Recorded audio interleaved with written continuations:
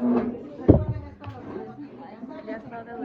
cuando ya llega a la corteza cerebral, el área sensitiva lo que va a tener ya pues es como va a ser como el lugar donde se procesa toda la información de la sensación, pero a un nivel más superior, a lo que se conoce como percepción, ¿no? Entonces, cuando ya llega a la corteza cerebral, nosotros percibimos la sensación, ¿ya?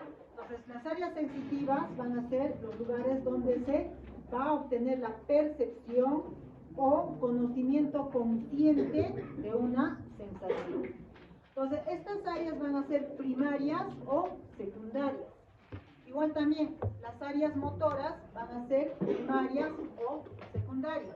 Las primarias van a tener una corteza agranulosa que forma solo una pequeña parte de la superficie cortical total. ¿Qué se refiere a estas áreas sensitivas, primarias o secundarias? En la primaria es el lugar donde van a llegar la mayor cantidad de fibras, ¿no? Y va a ser el lugar donde principalmente se produce esta información, tanto sensitiva como motora. En cambio, el área secundaria es el área que está alrededor, donde va a haber una menor descarga. ¿Bien? Las áreas de asociación son los lugares donde va a haber una función de integración más compleja. Al área de asociación no solamente está llegando las fibras que están trayendo la información tal y como es, sino que también llega información relacionada a ese proceso, pero de otras áreas, de otros lugares del insecto, ¿ya? Entonces, las áreas de asociación van a tener como función integrar toda esa información que llega. Las diversas funciones de las cortezas de asociación se van a denominar vagamente. Entonces, ahí, como por ejemplo, que ya es más difícil, más complejo poder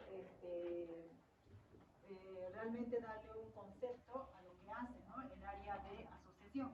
A eso se conoce como cognición, ¿ya? Entonces, como entenderán, la cognición ya es un tipo de procesamiento cerebral muchísimo más superior, ¿no?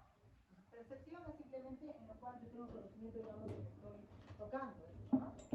Pero en un área de asociación, al tocar, estoy también viendo pues la sensación visual, entonces hago una determinación o hago una procesamiento de información mucho más amplia, ¿no? En el cual yo estoy determinando debajo de mi mano si la superficie es lisa, o es rugosa, o es dura, o es blanda. Entonces veo que es color blanco. Entonces a todo eso estoy asociando diversas formas de información que están llegando por todas las áreas sensitivas, desde la parte visual, cognitiva, hasta aquí. Y ahí elaboro ya pues un concepto más grande, ¿no? Entonces con eso ya digo que lo que estoy tocando es una mesa, ¿no? Entonces ya eso va a lo que es el conocimiento, ¿no? La cognición, que es un nivel un poco más superior. Entonces de esa información más superior, ¿quiénes se encargan? Las áreas de asociación, ¿cierto? Entonces es difícil realmente determinar o definir a la cognición, ¿no? Pero es un término que literalmente significa el proceso por el cual llegamos a conocer el mundo. Es la capacidad de prestar atención a los estímulos, tanto externos como internos, y le identificamos el significado de estos. Y después, eso en la parte sensitiva. Y en la parte motora, ¿qué hacemos? Planificamos el tipo de respuesta en función al estímulo o a la sensación que hemos recibido. ¿Bien? Entonces, así tenemos áreas, ¿no es cierto? A nivel del lóbulo frontal vamos a tener el área precentral. El área precentral comprende la pared anterior del surco central y las partes posteriores de las circunvoluciones frontales superior, medio e inferior, ¿no? O sea, se extiende más allá, ¿no? Este área precentral. No solamente en la corteza primaria, sino también se extiende a las partes más posteriores del lóbulo o de la circunvolución temporal superior, media e inferior. Entonces, la gran mayoría de las fibras córtico-espinales y corticovulgares se van a originar en estas pequeñas células piramidales. El área precentral, estoy hablando de área precentral, puede dividirse en dos regiones, una región posterior y una región anterior. Esta región, la posterior, corresponde a la corteza motora primaria o área 4 y la corteza premotora, ¿no? Porque está por delante, que es el área 6. Estas regiones se encuentran bajo la dirección de la información sensitiva visual y táctil, ¿ya? Entonces, claro que su función, ya habrán leído que es motora, pero ¿quién dirige esa función motora? ¿Cómo al final se va a elaborar la respuesta motora? ¿Quién lo dirige? El área, las sensaciones visuales que vienen del área 7 y las sensaciones táctiles que van a venir del área 5. Entonces, ambos. Y reciben el apoyo de los mecanismos posturales apropiados. Entonces, aquí en el área precentral va a haber un conjunto de corteza motora y premotora que es capaz de sintetizar acciones agonistas en una variedad infinita de patrones de graduación fina para la producción del movimiento. Pues vamos a hablar estamos en el área, estamos diciendo el área precentral. ¿Qué conoce el área precentral? Primero el área motora primaria o área 4 de Broca. Ocupa la circunvolución precentral y se extiende sobre el límite superior hacia el lobulillo paracentral, es decir, en la cara medial, ¿no? Entonces, como ya habrán revisado, toda este área ya tiene una distribución topográfica que incluye lo que es el homúnculo de Mendel, donde en este homúnculo podemos ver que la corteza más amplia, ¿quién la tiene? El dedo pulgar, ¿no? Más que la mano, el dedo pulgar, ¿no? Aquí está, es el que tiene mayor cantidad de área. ¿Ya? Luego, ¿quién le sigue? La boca, ¿no? La boca. Y luego después, entonces, como entenderán, acá van a saldrán pues fibras córtico nucleares hacia los núcleos, ¿no? Por ejemplo, acá será pues para el músculo, para el núcleo motor del facial y del trigémino, ¿no? Entonces todo esto van a ir por las fibras córtico-nucleares. Estas fibras córtico-nucleares, ¿hacia dónde van a llegar? Y van a atravesar la rodilla de la cápsula interna. ¿Ya? Entonces miren, acá está la cabeza, acá está el cuello, ¿no? Un área más pequeña. Y área, en el lóbulo medial, ¿quién está? Es lo que tenían que poner en el examen, ¿no? En el lóbulo paracentral. Entonces está miembro inferior. Es el miembro inferior. En la cara medial, ¿qué está? El miembro inferior. Entonces, ¿ese qué circunvolución es? Es la paracentral. Pero es la prolongación de la circunvolución precentral que junto con la postcentral van a formar el lobulillo paracentral, ¿no? Entonces, ahí qué cosa está, lo que es la pierna y el pie, ¿no? En la cara medial. Bien, el resto son partes del miembro inferior, ¿no? Hombro, por ejemplo, brazo, hombro, antebrazo y la mano, ¿no? Es el codo, hombro, ¿no? Bien, entonces aquí están el área 4, ¿no? Cómo está dando toda la información. Entonces, más que todo está formando la vía córtico-espinal, ¿no? Que está yendo hacia la médula espinal. Entonces acá podemos ver la cápsula interna. Entonces, por aquí están pasando en el brazo anterior, ya hemos dicho, ¿no? Las frontotalámicas y las frontocontinas. Y hacia la parte posterior, en el brazo posterior, está la vía córtico-espinal. Y en la rodilla, la vía córtico-nuclear o córtico-vulvar, que es lo mismo, ¿no? Bien, entonces la mayoría de los impulsos que llega al área 4 procede de las otras áreas motoras de la corteza o sea, también viene, ¿no? O sea, el área 4 va a recibir la información de otras áreas motoras de la corteza somestésica, o sea, sensitiva, y no se olvide de la división posterior del núcleo ventral lateral del tálamo. Acuérdense acá, este era el núcleo ventral lateral, ¿ya? Entonces, de esta porción posterior está llegando la información hacia la corteza. Entonces, ¿esto con qué está conectado? Con los núcleos basales. Para esas vías que hemos dicho, ¿no? Que al final va a activar o no a la corteza primaria, ¿no? Al área 4. Bien, entonces, esa es la región posterior, ¿no? La corteza motora o área 4. La región anterior es la corteza premotora e incluye al área 6 de Brodmann y parte del área 8 y el área 44 y 45. Parte, ahí está, ahí les he puesto el área 8, o sea, también va a llegar hasta parte del área 8, el área 44 y el área 45. Tiene conexiones con la corteza motora primaria, con las áreas de asociación sensitiva. Miren ustedes, el núcleo ventral anterior, este núcleo, miren, acá. ¿Ya? Entonces, este núcleo ventral anterior también va a tener conexión con los núcleos basales para la programación, para ese circuito, ¿no? Del inicio de los movimientos. Entonces, como pueden ver, la corteza premotora va a recibir información de la misma corteza motora primaria, de las áreas de asociación y del núcleo ventral anterior del tálamo y la división anterior del núcleo ventral, que a su vez reciben, ya hemos dicho, ¿no? Impulsos del pálido y del cuerpo estriado. Es lo que hemos visto hace un rato, ¿no? Para el inicio de los movimientos voluntarios y la supresión de los movimientos inapropiados. Bien, o involuntarios también, ¿no? Entonces, la corteza premotora tiene un importante valor clínico, ¿no? En realidad es un área de asociación, ¿no es cierto? Las lesiones que afectan la corteza premotora afectan la orientación sensorial del movimiento y el control muscular, produciendo lo que se conoce como apraxia cinética. ¿Qué cosa significa apraxia cinética?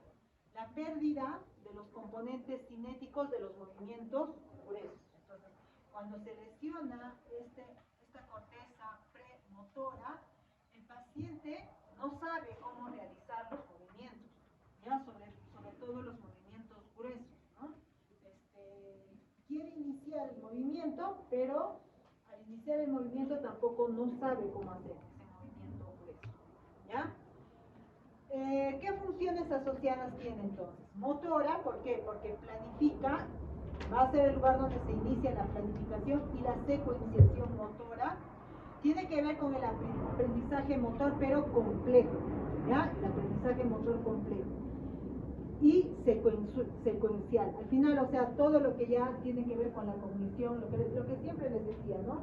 Se hace automático, por ejemplo, el hecho de manejar un carro. Ahí quien está controlando el cerebelo, la guía extrapiramidal. Pero al final, ¿quién está controlando todo ese movimiento motor? O sea, ¿quién es el que ha llegado al final el aprendizaje más alto y ha podido ya reforzarse todo ese movimiento? La corteza premotora, entonces a un nivel más superior. Ya después, cuando nosotros hemos aprendido en la corteza premotora, se ha encargado de todo ese aprendizaje, lo releva o lo relega esa función a los núcleos basales y al cerebelo para que se vuelva ese movimiento automático. Pero ha sido un movimiento aprendido, ¿no? Que lo hemos aprendido inicialmente con esa corteza, pero al final relega esa función al sistema extrapiramidal y a los núcleos al cerebelo, ¿no? Para que ellos se encarguen y se vuelva automático. Lo mismo también cuando primero van a la casa, ¿no? A la casa de un amigo, la primera vez el amigo le dice, no, es por aquí, es por aquí, es por aquí. Entonces, ese proceso de aprendizaje, ¿quién lo está regulando?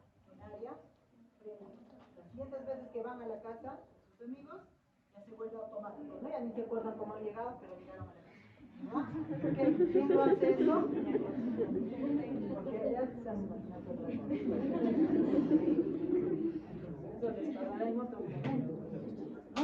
Entonces se vuelve automático, ¿no? Entonces, por ejemplo, el hecho de venir a la universidad, de pronto ya están acá, ¿no? Pero no han estado, voy a cruzar la calle, voy a pasar acá, voy a cruzar, o voy a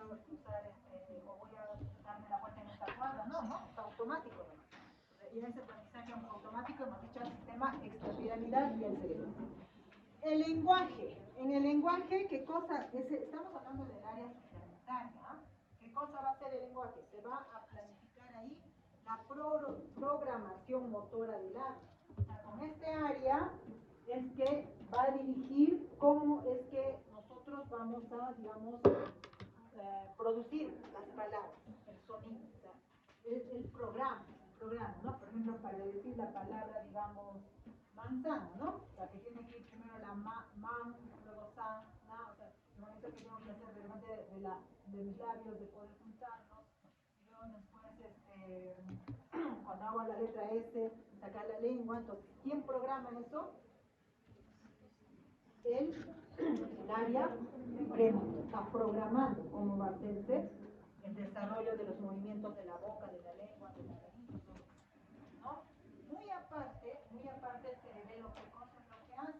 El cerebelo lo que hace es coordina, que si digamos en un momento mi lengua tiene que estar relajada, o que los músculos de mi lengua tienen que estar relajados o contraídos, ¿eso quién lo controla? El cerebelo, ¿no es cierto? Para que yo pueda emitir la palabra. Es decir, por ejemplo, si yo tengo una lesión cerebelosa, lo que ya saben ustedes siempre, ¿no? El ejemplo típico son los toman bebidas alcohólicas, ¿no? O sea, lo dicen, ¿no? Manzana, pero lo dice de una manera inadecuada, ¿no? No articula, ¿ya? Tiene una distancia, pero en este caso es cerebelosa.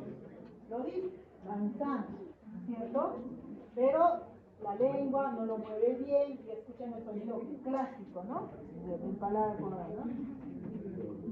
No regula bien los movimientos tónicos de la boca, pero sí dice todo, manzana, ¿ya? Al paciente que tiene problemas con la corteza premotora, le van a decir que, o sea, el paciente sabe, digamos, de una manzana, ustedes le van a decir que diga la palabra manzana. Entonces, él lo va a mirar, sabe que es una manzana y todo, pero no lo puede nombrar. No lo puede nombrar, ¿no? Porque no sabe cómo, o sea, no hay quien le diga, ¿no? O quien ordene cómo tiene que hacer esa secuencia de palabras. ¿Ya? Incluso hasta ustedes le pueden decir, ¿no? Diga man, y el paciente va a decir man. Pero diga sa, diga na, lo va a decir, va a repetir. Pero al final, diga manzana. No lo hace. Entonces, ahí ese es un problema de articulación, pero este es a nivel motor,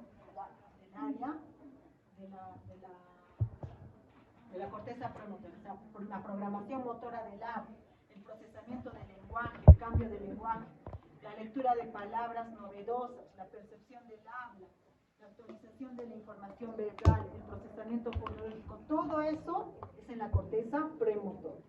Luego, acá también la memoria, o sea, todo lo que el sistema límbico lo va a procesar como memoria, al final, ¿quién lo va a llevar a un nivel superior? La corteza premotora. ¿Ya? La atención visoespacial, visomotora, en respuesta a la presentación visual. Por ejemplo, en el momento en que yo estoy ahorita mirando, por ejemplo, a usted, estoy mirando, entonces en ese momento viene alguien, un alumno del semestre pasado, lo miro, entonces mi atención se va a ese lado, ¿no? Entonces, ¿quién programa eso? También la corteza motora, ¿no? Y varias cosas más, ¿no? O sea, como pueden ver, es un área bastante especializado, pero para la función eferente, o sea, para la respuesta motora de una función determinada, ¿no?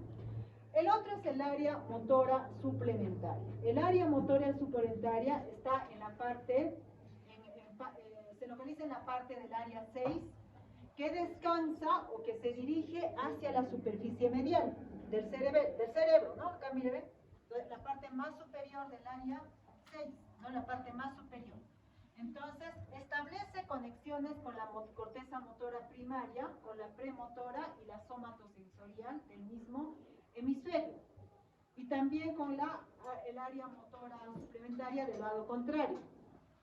¿Qué es lo que hace? La planificación o programación motora y la coordinación bimanual. Entonces, tiene una gran importancia en la organización del movimiento, ayudando a su preparación. ¿Qué quiere decir eso? Que el área motora suplementaria lo que va a hacer es, la corteza premotora tiene que ver más o menos con la programación y la motivación. Programa. Pero ¿quién planifica? ¿Quién planifica? ¿Cómo se ayuda a esa preparación? A través del área motora suplementaria. ¿Ya?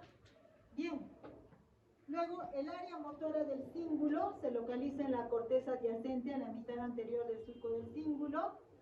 Junto con el área motora suplementaria, recibe impulsos de otras áreas corticales y del tálamo, específicamente del núcleo ventral. Los axones eferentes viajan por los fascículos córtico-espinal y córtico-vulvar hacia las regiones motoras de la formación reticular y el área motora de primaria. Como pueden entender, el área motora del cíngulo lo que va a hacer es conectar la formación reticular con el área motora primaria. ¿Bien? Entonces, el área motora suplementaria y la corteza del cíngulo, ¿qué es esto, no? El área 24 que veo acá, ¿no? Contribuyen de forma importante, sobre todo en la iniciación y la ejecución del habla, el inicio, ¿ya? Vamos a pasar esto, ¿no? Ahí es más información acerca de estas áreas y sus diferencias. El campo ocular frontal es otra área, ¿no es cierto?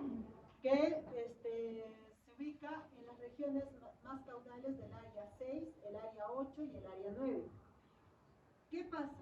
Cuando estimulamos el campo ocular, va a producirse los movimientos conjugados de los ojos, pero hacia el lado opuesto. ¿Ya? Eso es lo que va a producir. Cuando nosotros estimulamos este área, lo que va a pasar es que por las vías, acuérdense la vía hacia los fascículos, ¿no? Acuérdense la vía hacia el núcleo del sexto par craneal y el tercer par craneal. ¿Qué hacían esos dos núcleos motores?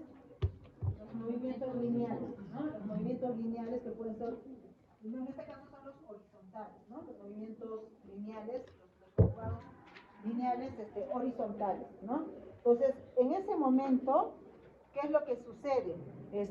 Recuerden que las fibras córtico-nucleares van a ir hacia los núcleos motores tanto del tercero como del sexto nervio craneal. Entonces, al momento de llegar a esos núcleos, entonces va a haber a través del fascículo longitudinal medial una conexión a los dos núcleos. Entonces, el fascículo longitudinal medial va a tener como función, por estímulo de la corteza, producir el movimiento hacia el lado contrario, ¿ya? A través del fascículo longitudinal. Recuerden que este fascículo longitudinal se va a cruzar, ¿ya? Va a conectar el núcleo tercero con el sexto del otro lado. Pues va a ir directamente hacia el sexto del otro lado y le va a mandar al tercero del mismo lado. Entonces, al final, ¿cuál va a ser el efecto? El estímulo del núcleo del sexto del lado contrario. Entonces, como hay una conexión con el tercero del otro lado, se llegan los dos movimientos al lado contrario. Esa es la estimulación. Pues lo que les dije en el anfiteatro el otro día. Si hay una isquemia del área del campo ocular frontal, que básicamente es en el área 8, ¿qué va a pasar? Ya no se estimula. Entonces, ¿qué va a pasar con el ojo? Va a quedar paralítico, pero para el otro lado. ¿Por qué? Porque normalmente el estímulo hace de que la mirada se vaya, el movimiento conjugado se vaya al lado contrario. ¿Ya? Eso es lo que pasa. Como ya no está funcionando porque hay una isquemia, se queda paralítico, pero para el lado donde ha habido la lesión. ¿Ya? ¿Ya? Porque normalmente debería irse al otro lado, ¿no es cierto? Entonces se queda paralítico ahí. Pero si hay una epilepsia o una convulsión, en epilepsia, o mejor dicho, la convulsión, ¿cómo se define la convulsión? Como el aumento de los estímulos de la actividad eléctrica en un área determinada. Esa es una convulsión. De un momento a otro, no se sabe la causa, las células empiezan a estimular, empieza a haber bastante cantidad de potenciales de acción.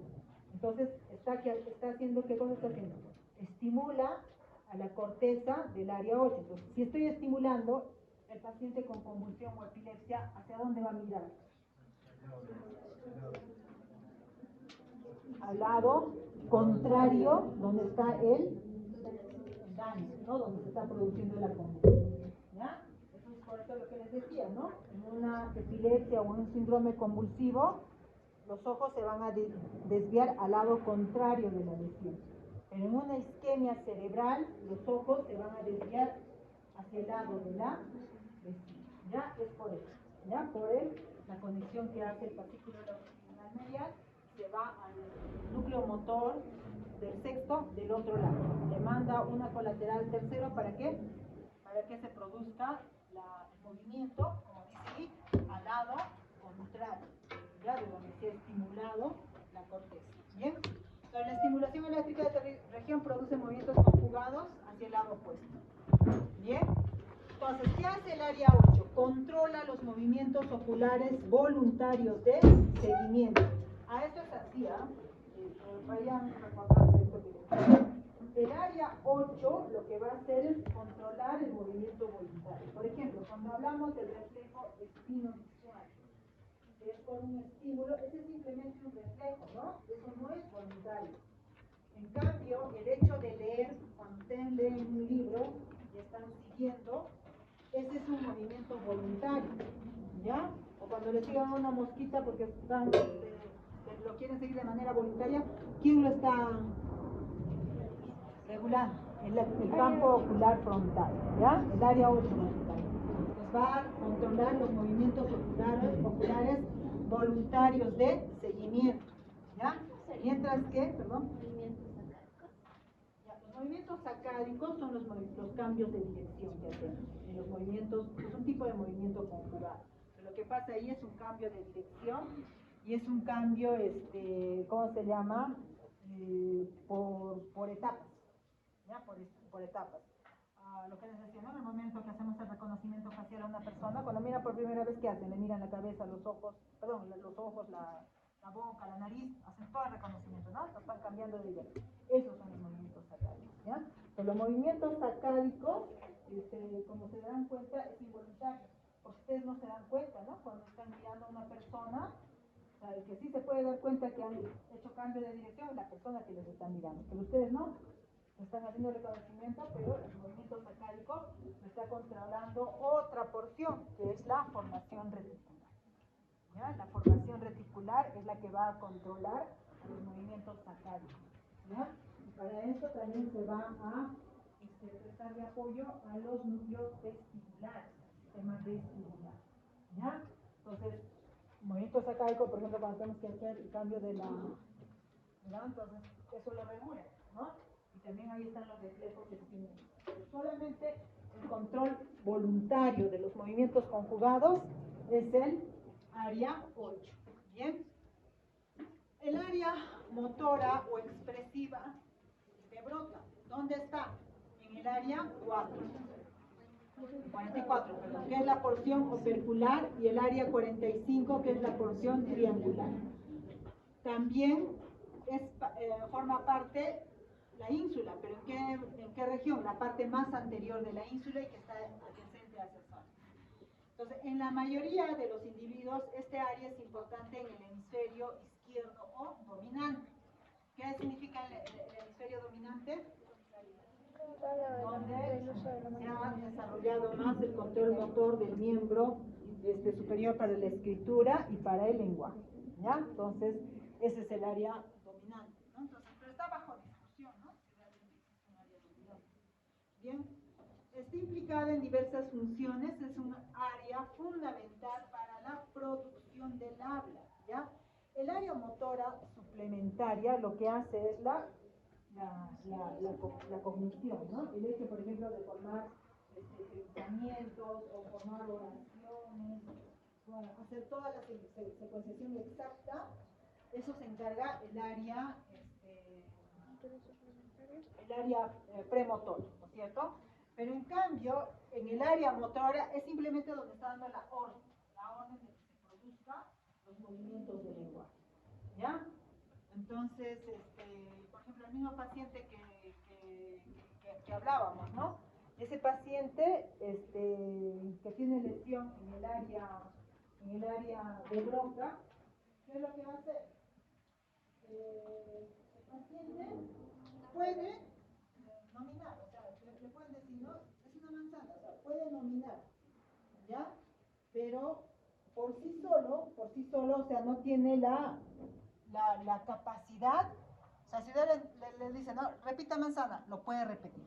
Pero por sí solo, si ustedes, digamos, le muestran la manzana, por sí solo, él sabe todo eso, pero no puede articular, ¿no? Entonces le apoya y dice, diga manzana, dice manzana. Luego solito, que lo diga, no lo dice, ¿ya? En cambio en el otro, que es el área premotora, o sea, ustedes le enseñan todo eso, por más que le enseñen, tampoco, o sea, no lo puede, es más grave, ¿no? Cuando hay una lesión, sí. Pero vamos a ver si hay una lesión en un lado. Es el área dominante, ¿no? Por eso les digo que es relativo, ¿no? Es relativo. Cuando hay una enfermedad, está habiendo más investigaciones en el caso, ¿no? Entonces, cuando hay una enfermedad, un accidente cerebrovascular o un desorden cerebrovascular, se dice que al inicio va a haber problemas, pero luego después se puede recuperar con fisioterapia. ¿Por qué? Porque está el otro área del cerebro, ¿no? Que puede suplir eso, ¿no? Con programas de fisioterapia, ¿no? Entonces, por eso que les digo que es relativo, ¿no? Bien, entonces, es la formación y articulación de las palabras por sus conexiones con el área motora primaria adyacente, los músculos de la laringe, boca, lenguaje, paladar blanco y los músculos respiratorios van a ser ahí estimulados apropiadamente. El área premotora, 6, en su parte inferior, interviene también en la planificación motora del aparato articulatorio y fonatorio, ¿no? Acá, el área 6, como les dije, ¿no? El área premotora también va a intervenir, ¿no es cierto? Pero lo que hace más esto es en el inicio, en la planificación. En cambio acá es la respuesta que ya se va a dar específicamente para el lenguaje.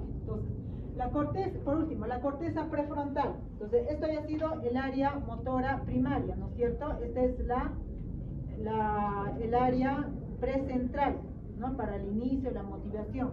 Y más adelante está la corteza prefrontal.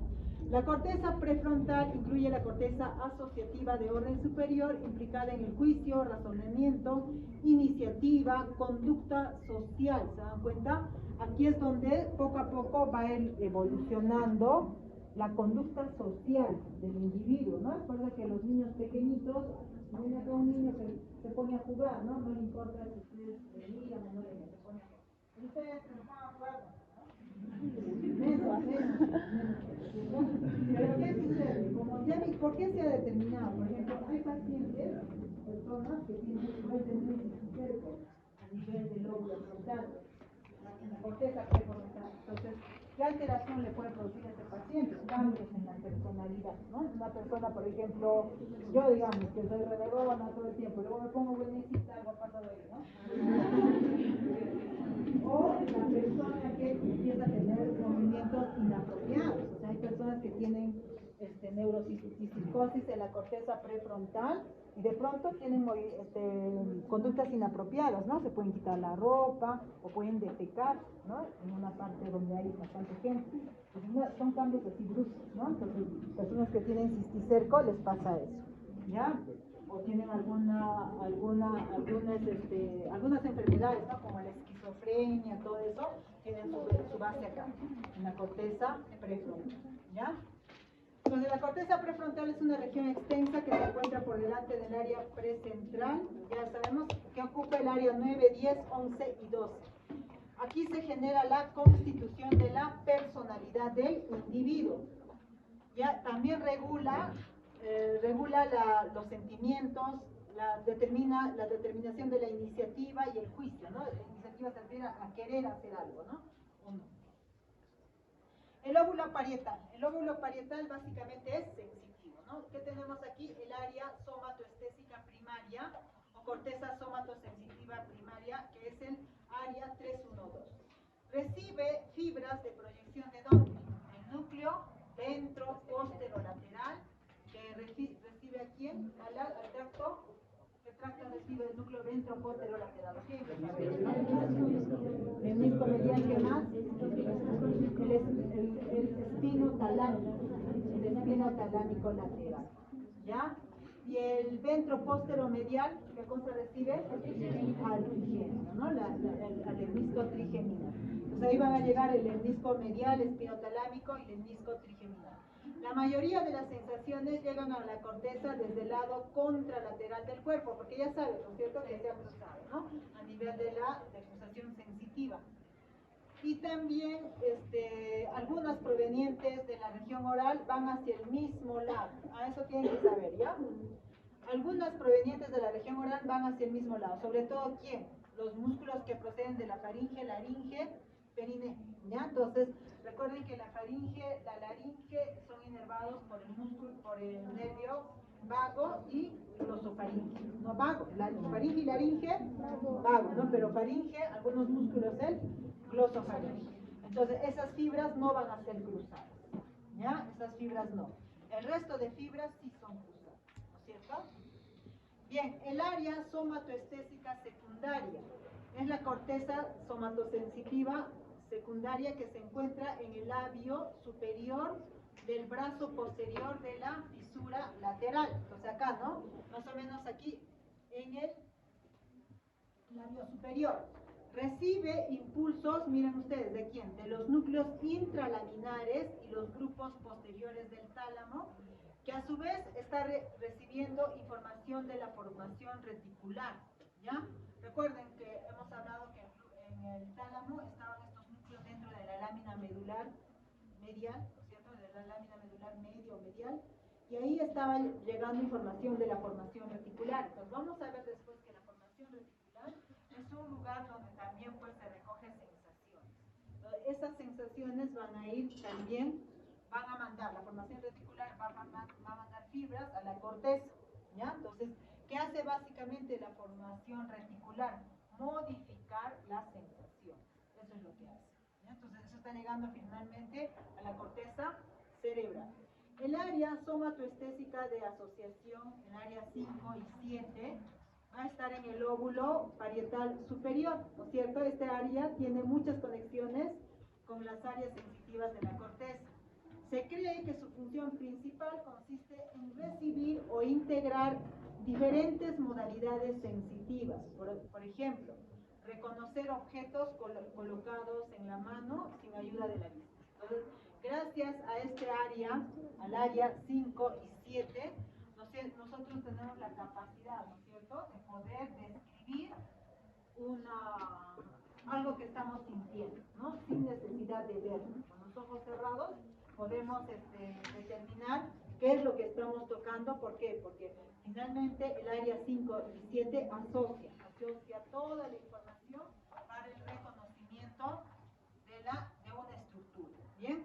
Entonces, relaciona también con experiencias sensitivas pasadas, ¿ya? Yo no podría saber, por ejemplo, poder describir una manzana si yo antes no la he conocido, ¿no? Entonces, el área 5 y 7 va a relacionar con experiencias sensitivas pasadas, para que la información pueda ser interpretada y se produzca el reconocimiento del objeto.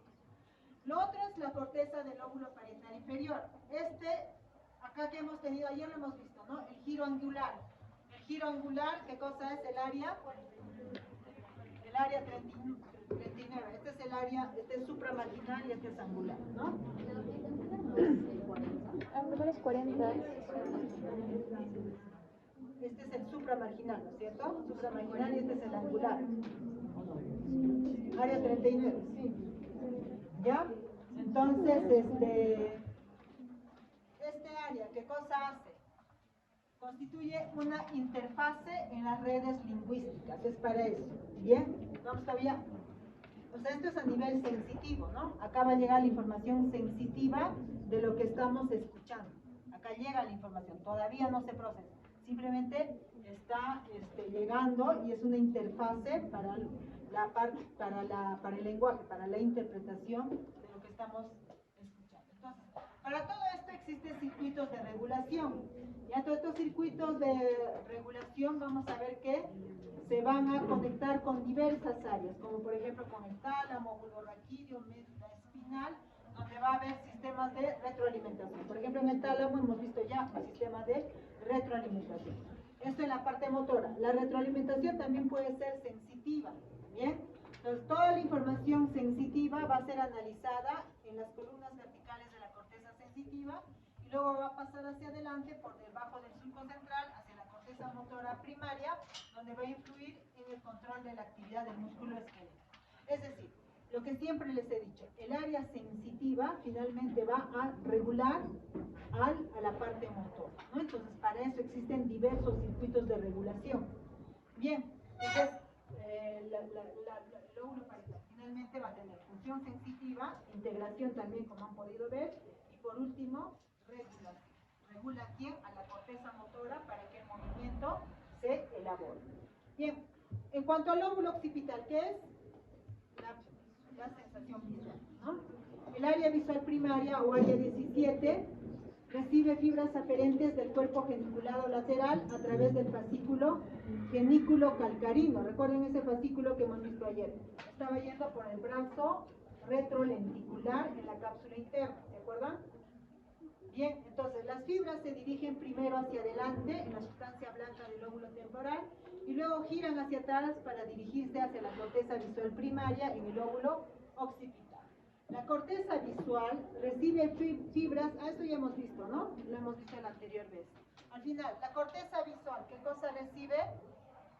Va a recibir las fibras de la mitad nasal de la retina contralateral y de la mitad temporal de la retina homolateral. Bien, ¿y qué más? También la superior a la fisura calcarina va a recibir la información del campo visual inferior y lo contrario, ¿no? Para el lado inferior. ¿Qué más? Recuerden que cuando hemos hablado de la retina, en la retina había la mácula y la fovea, ¿se acuerdan? La fovea era el punto central donde nosotros enfocábamos más la imagen. Entonces dice que el vértice o la parte más posterior de este área 17 es donde va a llegar la información de la fovea central. ¿Ya? Entonces, aquí está llegando la información de la fovea, aquí está llegando, lo que está menos borroso, la información de la mácula, y esto, el resto del campo visual. ¿Ya? Entonces, aquí como pueden ver, también va a haber una topografía en el reconocimiento de la imagen. Entonces, ese llega finalmente al área 17. El otro es el área visual secundaria, que es el área 18. Este área recibe fibras del área 17 y otras también de la corteza y del tálamo. ¿Qué es lo que hace el área 18? Relaciona la información visual recibida por el área visual primaria con experiencias visuales pasadas, lo que permite que el individuo o la persona pueda reconocer lo que estamos haciendo, ¿ya? Entonces, el área visual secundaria pues es un área de integración. Bien, las fibras corticotectales, ¿qué fibras son estas? Que van a enviar de la corteza a los núcleos, a la lámina tectal, básicamente al cuerpo geniculado, perdón, al folículo superior, ¿no es cierto? Conectan la corteza visual, la corteza de asociación visual y la parte posterior del lóbulo parietal con el núcleo del folículo superior del mesencéfalo. A través de conexiones indirectas, el núcleo del folículo superior controla los núcleos motor ocular, el troclear y el abductor. Estas conexiones forman parte de una vía dedicada a la fijación de la mirada y el seguimiento de los objetos que se mueven por el campo visual. Entonces, miren, ese seguimiento de los objetos que se mueven por el campo visual, ¿no es cierto? Esos son los movimientos sacálicos, ¿ya? Los movimientos que hacemos en etapas, ¿no? Con cambios de dirección. Entonces, ¿eso hacia dónde está yendo? Viene el control del área 17, del área de la corteza del lóbulo occipital, hacia el folículo superior. Y el folículo superior, ahí va a tener al lado unos centros de integración para la mirada vertical y los movimientos sacálicos. Esas regiones forman parte de lo que es la formación reticular. ¿Ya? Entonces, las fibras corticotectales van a enviar la información a los colículos superiores y de los colículos superiores a esa región de la formación reticular, que finalmente va a controlar a los movimientos sacáricos. ¿Ya? Entonces, el área 8, los movimientos conjugados, y el área 17, los movimientos sacáricos. Pero en este caso interviene ¿quién? La formación reticular. De tal manera que esos movimientos, o sea, nosotros no somos conscientes. En un momento sí, para poder cambiar la dirección, pero después se hace inconsciente. ¿Por qué? Porque quien lo controla finalmente es la formación reticular y, como les dije, va a tener también conexiones con los núcleos vesticulares. También va a tener, como estamos en los núcleos, en los colículos superiores, también va a tener conexión con el área pretectal. ¿Se acuerdan el área pretectal? Que está conectada a los núcleos de Edinger-Westphal. Entonces ahí, ¿para qué es? Para los movimientos de convergencia. ¿Ya? Recuerden que hablamos que el núcleo de Edinger-Westphal, además de producir el reflejo pupilar, también tenía que ver con el reflejo de acomodación. ¿Se acuerdan? El reflejo de acomodación es un reflejo que nosotros utilizamos para los movimientos cercanos. Entonces, cuando enfocamos, por ejemplo, movimientos cercanos, ¿qué hacen nuestros ojos? Convergen hacia el punto que vamos a enfocar. Esos movimientos son movimientos, se dice, de convergencia. ¿Por qué son de convergencia? Son lineales también, pero están en direcciones opuestas. En cambio, los movimientos conjugados van hacia la misma dirección. Pues los movimientos conjugados, les vuelvo a repetir, ¿quién comanda? El área 8, ¿no? La conexión a través del fascículo longitudinal medial, los núcleos tercero y sexto, ¿ya? Los movimientos sacáricos y los movimientos verticales, ¿dónde tienen su núcleo? En los colículos superiores mesencéfalo en la formación reticular. Pero ¿quién comanda la orden para esos movimientos? El área 17, la corteza visual. ¿Ya? Entonces esos van a ser los movimientos sacáricos y los movimientos conjugados verticales. ¿Ya? Y finalmente, los movimientos de convergencia. ¿Quién también? El área 17, pero la parte voluntaria. Para los movimientos de convergencia. Entonces, eso lo hace a través de la conexión con el área pretectal y los núcleos de Edinger-Westphal. ¿Ya? Entonces, ahí pueden ver todos los centros específicos para el control de la mirada. Bien, el óvulo temporal. El óvulo temporal, vamos a tener básicamente aquí que sobre el borde superior del óvulo temporal y extendiéndose en la profundidad del surco lateral se van a encontrar los giros temporales transversos de Hayes. Estos giros forman el córtex auditivo primario, que es el área 40.